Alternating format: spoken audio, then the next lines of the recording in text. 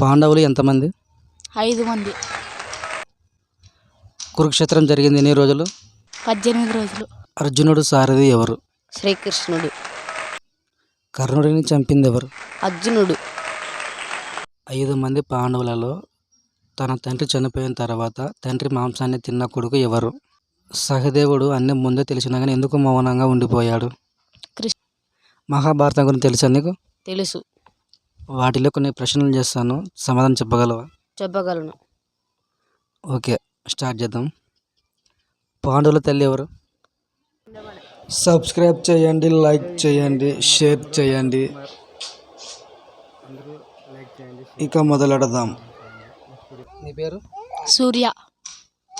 Camera కొంచెం ముందుకు రండి. సూర్య. మహాభారతం గురించి నీకు తెలుసా? తెలుసు. వాటిలో కొన్ని ప్రశ్నలు అడుగుతాను, చెప్పగలవా? చెప్పగలను. పాండవులు ఎంతమంది? 5 మంది. కురుక్షేత్రం జరిగింది ఎన్ని రోజులు? 18 రోజులు. కౌరవులు ఎంతమంది? కౌరవులు 100 మంది. పాండవుల గురువు ఎవరు? ద్రోణాచార్యుడు. Right answer. 100 మంది కౌరవులకు ఎంతమంది చెల్లెలు ఉన్నారు? 1. Right answer. ఏం పేరు? మంజునాథ్. నీ వయసు ఎంత? 15. చదువుకుంటున్నావా? అవునా. ఎన్నో క్లాస్ చిన్న? 10th. మహాభారతం గురించి తెలుసా నీకు? తెలుసు. వాటిలో కొన్ని ప్రశ్నలు చేస్తాను, సమాధానం చెప్పగలవా? చెప్పగలను. ఓకే, స్టార్ట్ చేద్దాం. పాండవుల తల్లి ఎవరు? కుంతిదేవి. కౌరవుల తల్లి ఎవరు? గాంధారి.